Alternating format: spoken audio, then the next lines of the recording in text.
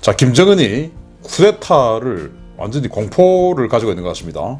최후의 친위대를 창설했습니다. 최후의 친위대. 이야, 이런 조직이 창설이 된 걸 보니까 이제 거의 끝이 보이는 것 같습니다. 무슨 내용인지 알려드리도록 하겠습니다. 자, 미국의 싱크탱크가 감염 발병은 북한의 군부와 정권 엘리트 계층에 대단히 파괴적인 영향을 끼친다 라고 미 의회 기관지인 RFA가 보도를 했어요.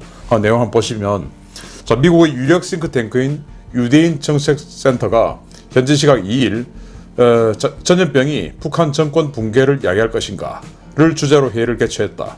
이번 회의에서 한미연합사 작전참모 출신의 한반도 전문가 데이비드 맥스웰 민주주의 수호재단 선임연구원은 이번 감염 사태가 북한 군부와 정권 엘리트 계층에 대단히 파괴적인 영향을 미칠 것이며 이로 인해 중앙 통치와 군부 지지 두 가지 요소가 심각하게 손상됨으로써 내부 불안정으로 이어질 것이라고 지적했다.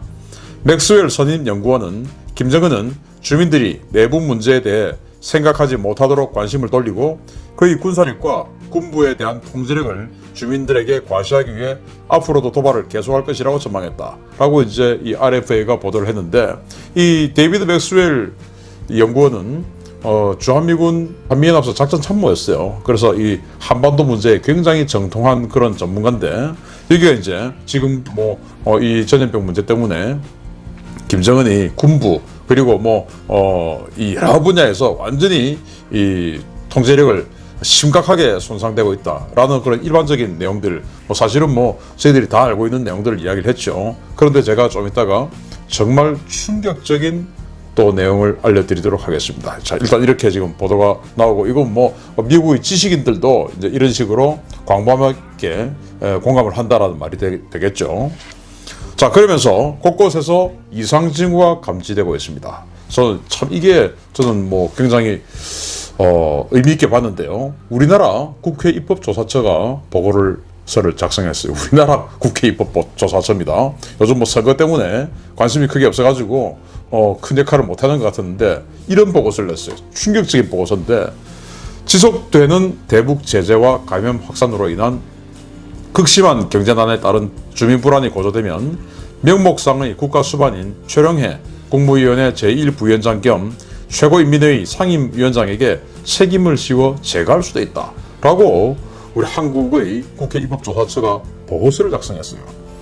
이야, 그러니까 이제 김정은은 그동안 큰 정책 실패가 있을 때마다 누군가에게 책임을 씌워가지고 채용을 하는 그런 모습들을 보여왔습니다. 자, 그런데 지금 이 전염병 문제, 이런 것들, 그리고 유엔 제재가 계속 길어지는 문제, 그리고 미국과의 회담을 못하면서 그 제재가 길어지면서 압박이 해제될 기미가 안 보이는 문제, 그래서 한국이 도와주고 싶어도 미국 때문에 못 도와주는 문제, 이런 것들로 인해서 굉장히 힘겹게 있다가 결정적으로 전염병 때문에 국경을 봉쇄하는 바람에 완전히 지금 이 민생경제부터 그냥 치명상을 입게 됐죠.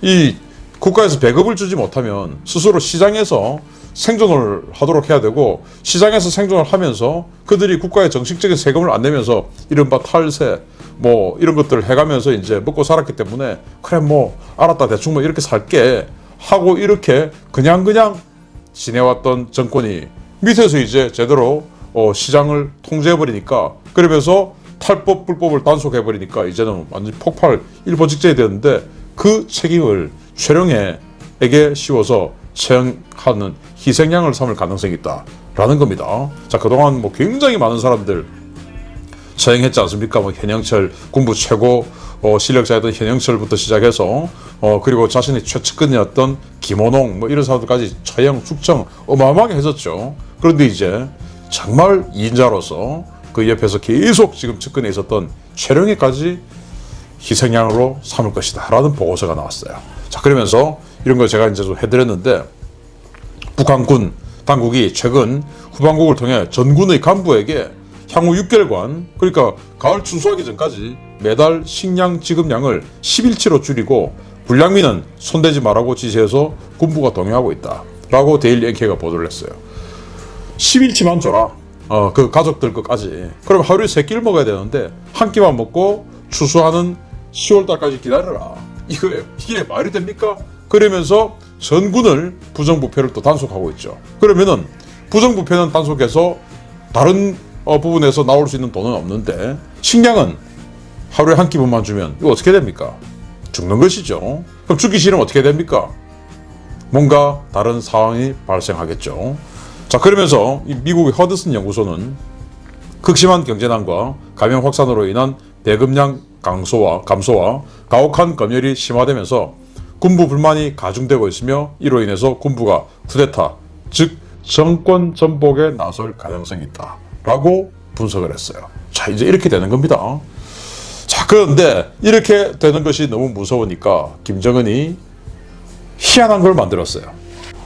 불안한 김정은이 군을 감시할 최후의 친위대를 신설했습니다. 그동안 김정은은 김정은뿐만 아니고 김일성 시대 때부터 정말 이 북한 전역을 촘촘히 감시하는 인민반부터 시작해서 어마어마한 감시 체계를 구축을 해놓고 정말 이 가족 간에도 못 믿는 그렇게 해서 철저한 신고제도 이런 걸 통해서 이제 북한을 통치를 해왔지 않습니까? 그런데 이제 이것들도 못 믿겠다. 왜? 지금 이런 상황이 발생하고 있으니까. 그런데 이게 지금 최후의 친위대 이게 뭐냐 보시겠습니다. 이게 이제 미 의회 기관지 RFA가 보도를 했는데 완전히 따끈따끈한 뉴스입니다. 이거 정말 중요한 뉴스인데 요즘 선거에 가려서 지금 우리 국민들이 잘 모르시는 것 같아서 제가 알려드립니다. 김정은이 최근 군부 권력기관을 총괄 감독하는 비선 조직인 군정지도부를 신설했다. 군정지도부 검열 성문들은 중앙당 부부장급 인사들에게 군사 칭호를 주어 구성했으며 최고사령관 직속으로 총정치국을 비롯한 군단 사령부들을 장악하고 장령급 군 간부들의 사생활까지 검열하는 막강한 권한을 보유했다. 지난 3월 초 최고사령관 명령으로 시설돼 업무를 시작한 이 군정지도부는 최고수뇌부와 당중앙위원회를 결사옹위하는 친위대 조직으로 군단장을 비롯해 각 군부 요인들의 당선과 부대 지휘 능력, 소득 수입 구조까지 집중 검열한다. 군정지도부는 공식 검열 외에도 암행어사처럼 군단장과 사단장, 여단장 등의 사상 동향과 사생활까지 비밀리에 조사하고 체제에 반하는 요소가 발견되면 현장에서 체포할 수 있는 막강한 권한을 보유하고 있다. 이야, 이런 거 지금 만들었어요.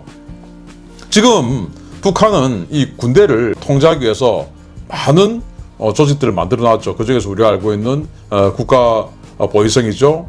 그리고 총정치국이 있죠. 그리고 이제 그런 것들의 감시와 통제를 받아서 군대가 작전을 하죠. 그런데 군정지도부라는 걸 만들었어요. 자, 여기 보시면 총정치국을 비롯해서 군단 사령부를 장악하고 장령급 간부들, 그러니까 장군급들의 사생활을 검열한다 이거예요. 사생활. 그러면서 그들의 지휘 능력과 소득 수입 구조까지 집중 검열한다. 그래서 돈을 얼마 떼먹는지, 어떻게 쓰는지, 그리고 과연 충성심이 있는지 이런 것들을 하는데 목적은 뭐냐? 최고수뇌부와 당중앙위원회를 결사옹위하는 것. 최고수뇌부가 누굽니까? 김정은입니다. 그래서 김정은에 대한 이 충성심이 있는지, 그리고 돈은 떼먹지 않고 있는지 이런 것들을 이제 검열하겠다 이겁니다. 그러면서 이 군단장, 사단장, 여단장, 그러니까 이 지휘관들, 군인들이라고 해서 전부 지휘관은 아니지 않습니까? 군인들 중에서 지휘관은 거의 한 3분의 1밖에 안 돼요. 우리나라도 마찬가지입니다. 나머지는 다 참모들, 지휘관의 참모들, 그리고 이제 군정하는 기관, 우리나라 같으면 각군 본부라든지 국방부라든지 이런 곳에 장군들 많이 있지. 실제로 사단장 이런 사람들은 사실 반이 안 돼요. 그래서 이 지휘관들, 실제 군대를 움직일 수 있는 이 지휘관들이 사실은 대단히 무섭지 않습니까? 그래서 그런 군단장, 사단장, 여단장부터는 거의 한 7, 8천 명 정도를 움직일 수가 있으니까 이런 부대들까지 전부 다 이 지휘관을 검열하겠다. 그렇게 해서 암행어사처럼 비밀리에 조사해가지고 체제에 반하는 요소, 즉 수상한 점이 있으면 바로 그냥 현장에서 체포해서 현장에서 그냥 종결해버리겠다. 이런 걸 만든 거예요. 3월 초에. 정말 이제 군대 아무도 못 믿겠다 이겁니다. 자, 그래서 이 국가보위성 총정치국을 뛰어넘는 무소불위의 검열 조직인 이 군정지도부를 만들었는데 그동안 이 국가보위성은 어떤 역할을 했는가? 지금 현재는 이 정경태 보위상이에요. 전 내각부총리의 아들이고 공군 출신입니다. 완전 채권 어떤 권력을 가지고 있었던 김원홍, 그 김원홍을 숙청한 이후에 기용이 됐고요. 이 국가보위성은 최고사령관 즉 김정은 직속의 방첩기관이고 한 9만에서 한 10만 정도나 되는 엄청난 규모로 수정이 되는데 중대급까지 보위부장 그리고 지도원을 파견합니다. 그래서 예단급 이상 그러니까 이제 장성급이 지휘하는 이 부대까지는 보위부장이라고 그래요. 그래서 무슨 여단 보위부장, 무슨 사단 보위부장, 그리고 이제 그 밑에 연대급부터는 보위 지도원이라고 그래요. 그래서 지도원들을 다 파견하는데 중대급까지 지도원이 다 파견되어서 나가서 과연 이것들이 뭘 하는지, 그래서 모든 활동을 사생활 이런 것들을 이제 감시하는 거예요. 이제 이런 역할들을 하고 있고, 이제 그래서 이 국가보위성은 이 군대뿐만 아니고 행정기관까지 그리고 민간 부분까지 다 사실은 이 감시를 하는데 한 9만에서 10만 되니까 실제 이제 군대는 한 2, 3만 정도 가지고 군대를 감시를 해왔었겠죠. 그리고 이제 우리가 알고 있는 조선인민군 총정치국이 있습니다. 우리나라에는 없는 조직이죠. 예를 들어서 국가보위성 같은 경우는 우리나라로 치면 뭐 국정원, 기무사 이런 것들을 이제 합한 기관이다. 물론 권한이나 이런 것들은 뭐 압도적으로 더 강력하지만 어쨌든 뭐 그런 기구다 이렇게 보시면 되겠는데, 총정치국 이거는 뭐 이 자유민주주의 군대에는 없어요. 이거 이제 스탈린 같은 이 공산주의 군대에서 만든 건데, 당의 어떤 지도 이념 이런 것들이 군대에서 제대로 하고 있는가? 그래서 당에서 지시한 것을 군대 지휘관들이 실제로 이 지휘 행위에 반영하는가? 그래서 이번 부대 훈련 그리고 이번 부대 교육 그리고 이번 어떤 그 공격 명령 이런 것들이 당에서 내린 지침하고 맞는가 안 맞는가 이런 것들을 감시하고 지휘관들을 통제하는 거예요. 그래서 이 총정치국에서 파견된 이 정치부장 그리고 또는 이 하급제대는 이제 연대급 이하는 정치지도원인데, 이 정치지도원의 재가가 없으면 연대장, 대대장, 사단장, 중대장 이런 사람들이 돌격명령, 공격명령, 부대 이동명령 아무것도 내릴 수가 없어요. 그래서 나 지금 위에서 명령 받았는데 이번에 지금 부대 지금 완전군장해서 좀 이동 좀 해야 되겠어요 라고 보고를 하면, 그러면 이제 총정치국에서 파견된 정치지도원이 보고 오케이 하세요. 그리고 이제 그걸 옆에서 이 보위 지도원이 딱 보고 있는 거예요. 얘들이 지금 잘하고 있어 하면서 이 보위성은 이 정치지도원과 이 지휘관들을 같이 이제 감시를 하는 것이죠. 그래서 지금 현재는 북한은 김숙일 총정치국장입니다. 육군 출신이고 현재 계급은 대장이에요. 평양시당 책임 비서였어요. 김정각 정치국장이 이제 경질되고 후임으로 발탁이 된 사람인데, 노동당 중앙위원회 산하 조직입니다. 대회 명칭으로는 제528 군부대예요. 중대급까지 파견되어 있습니다. 보위성처럼 모든 군 성원의 당성을 관리 감독하고 통제하는 기구예요. 통제. 그러니까 국가보위성은 감시하는 기구, 그리고 총정치국은 통제하는 기구인데 파워는 국가보위성이 더 좋습니다. 왜냐? 여기는 사법권까지 있으니까. 여기는 이제 보고를 하는 것이고 여기는 사법권을 가지고 있으니까 그냥 뭐 체포해서 그냥 보내버리죠. 그러니까 여기가 정말 파워가 좋은 곳이에요. 그런데 이걸 만든 겁니다. 군정지도부. 이거는 이제 말씀드렸듯이 모든 군 조직의 검열 권한을 가지고 있어요. 이 모든 군 조직이니까 국가보위성까지도 포함되는 겁니다. 총정치국도 아까 이 RFA 보도에 보여드렸듯이 총정치국도 검열을 합니다. 그러니까 이제는 완전히 이 국가보위성과 총정치국 위에 있는 기관이에요. 그러면서 이 9만, 10만 이 정도 인원이 안 되니까 소수의 인원을 가지고 통제를 하겠다. 그래서 장군급 이상들, 이런 지휘관들, 그래서 쿠데타를 일으킨다 하더라도 뭔가 위협이 될 만한 제대의 이런 지휘관들만 딱 감시를 하지, 그 밑으로는 일단 할 수 없다. 능력 밖이다. 왜냐? 이 요원들을 운영할 수 있는 능력이 없으니까. 운영하려고 하면은 그 사람들에게 더 많은 권한을 줘야 되는데, 그런 권한을 주려고 하면 그 사람들에게 더 많은 혜택을 줘야 되죠. 그런데 지금 이 김정은은 그런 혜택을 줄 수 있는 경제적 여력이 없어요. 그래서 이 보위성을 9만에서 10만 가지고 하려니까 안 되겠다. 이건 너무 돈이 많이 든다. 그래서 아예 장군들만 통제를 하자 해서 소수를 가지고 군정지도부를 만들어서 노동당 부부장급이 내려가서 이제 하는데, 아마 조직지도부에서 파견이 됐겠죠. 그들에게 군사칭호를 줬다고 했으니까 그냥 장군 계급 붙여주고 지금 감시를 하는 겁니다. 사생활까지 감시하고 현장에서 그냥 바로 체포 할 수 있는 이 현장 처리 권한 다 가지고 있는 그런 어마어마한 기구를 만든 겁니다. 자, 김정은이 보위성을 두고 왜 옥상옥을 만들었을까요? 3월 1일 날 RFA는 이렇게 보도했습니다. 북한에서 가장 확실하게 배급을 보장받았던 보위성에 대한 배급이 지난해부터 끊겼다. 일선 보위부원들 생계를 위해서 뇌물을 요구하고 금품 갈취가 극심하다. 2018년부터 보위성에 대한 배급이 끊긴 거예요. 그러면 배급이 끊겼으면 먹고 살아야 되니까 이제 먹고 살아야 되는데 사법권은 있으니까 금품 갈취, 뇌물 이런 것들을 어마어마하게 요구하는 이런 폐해가 생겼다라고 역시 RFA가 보도를 했어요. 그리고 이제 2019년 4월 17일인데 한국의 텔레그래프가 뭐라고 보냈냐. 하노이 정상회담 직후에 보위부 요원 7명이 집단 탈북했다. 경로한 김정은이 중국의 암살조를 파견했다. 보위부 요원이 집단 탈북한 거예요. 왜냐?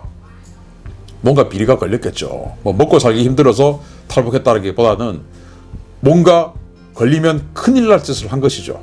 왜냐? 뇌물 요구, 금품갈취 이거 하다가 이제 걸렸겠죠. 그런데 그걸 너무 심하게 했겠죠. 이제 이런 상황이 나오는 겁니다. 그래서 2019년 8월 29일 날 역시 RFA는 뭐라고 보도를 했냐. 배급이 끊겼던 보위부에 배급이 다시 시작됐지만 가족이 있어도 보위부원 본인 1인 식량만 최소량을 지급한다. 부족한 것 없이 살던 보위부원들이 지역 주민들 상대로 온갖 트집을 잡아 갈취한다. 아니 가족이 있잖아요. 그러면은 우리 같으면은 4인 가족이 먹고 살만한 그런 월급을 받고 4인 가족을 먹여 살리죠. 그런데 북한은 마찬가지로 그 집에 있는 어린이, 또 부인 이런 사람들에 대한 그 가족 구성원에 대해서도 먹고 살 수 있는 배급을 해주었었어요. 그게 바로 사회주의 공산체제였어요. 그런데 이 막강한 권한을 가지고 있던 보위부원들에게 배급을 끊겼다가 1년 후에 배급을 해주는데 자기 본인 것만 해준다 이겁니다. 왜? 능력이 안 되니까. 그래서 와이프 거 그리고 아이들 거는 안 주고 너만 밥 먹어. 그럼 어떻게 해야 됩니까? 또 역시 밥을 만들어 와야 되죠. 밥을 만들어 오려면은 또 비리를 저질러야 되죠. 자, 그런데 이 보위부원들이 9만에서 10만이나 되니까 너무나 많은 비리, 금품갈취 이런 것들이 생기니까 이거 안 되겠다. 그래서 소수로 이제 통제하자라고 된 겁니다. 왜? 다수의 이 사람들에게 돈을 주고 뭔가 자긍심을 느낄 수 있고 충성심을 계속 유지할 수 있는 당근을 줄 수가 없는 겁니다. 당근이 사라져 버린 거예요. 그래서 소수만 가지고 운영하자. 이제 통제가 어려워진 이 공룡 일탈에 민심이 동요하자 철퇴를 내리친 김정은입니다. 공룡이 바로 보위성이죠. 북한이 부정부패와 같은 일탈 행위를 엄벌하겠다고 연일 경고하며 내부 단속을 강화하고 있다. 김정은이 올 들어서 처음 개최한 노동당 정치국 확대 회의에서 부패와의 전쟁을 재천명한 가운데 북한 관영 매체들은 연일 인민제일주의를 내세우며 간부들의 일탈 행위를 엄벌하겠다고 경고했다.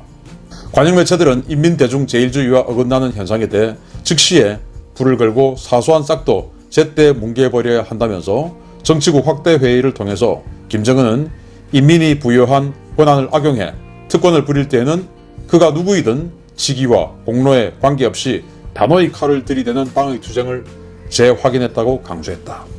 자, 이 말은 정말 바람직한 말이죠. 이렇게 해야 됩니다. 국가라고 하는 것은 당연히 이렇게 해야 되죠. 부패와의 전쟁을 해야 되고 공무원들이 또 권력을 가진 이 기관원들이 그 함부로 권력을 남용할 수 없게끔 감시해야 되고 이게 바로 국가의 의무고 당연한 책임이에요. 그런데 이게 왜 문제가 되냐? 그들에게 먹고 살 수 있는 쌀과 식량과 돈을 주지 않고 하기 때문에 문제가 됩니다. 그런데 그들은 힘을 가지고 있죠. 그게 이제 문제인 겁니다. 그게 겁이 나니까 힘을 뺏는 겁니다.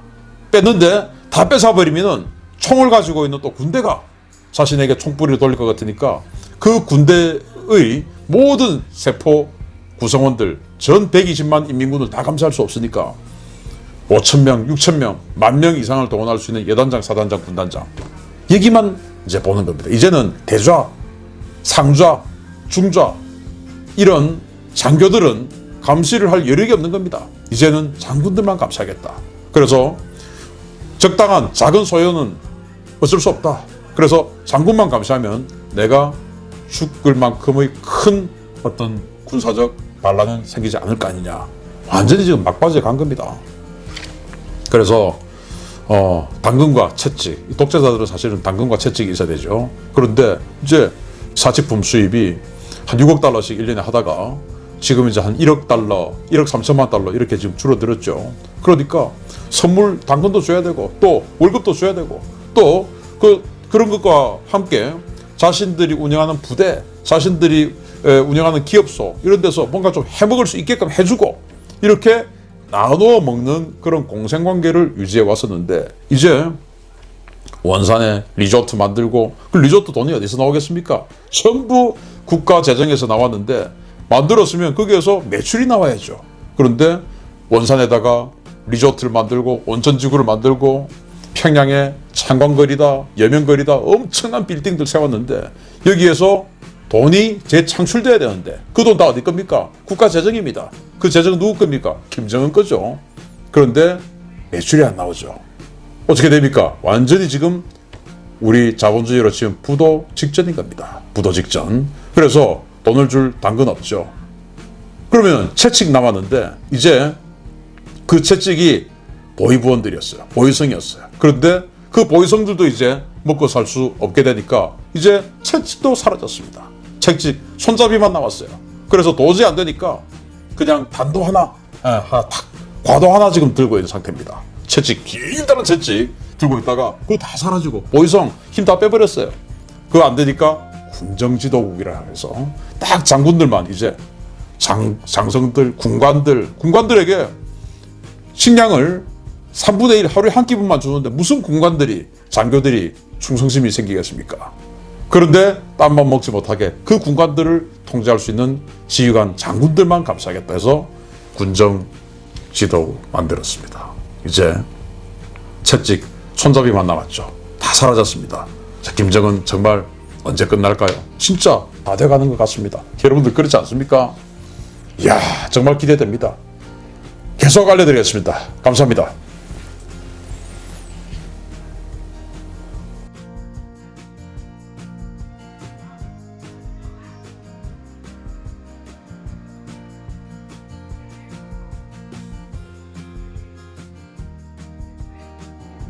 Bitch, I'm not gon' feel like I walk on water. I'm talking your bitch that he like I'm a toilet. Walk with the Glock on the fuck or a bar. Boy, out with his every place.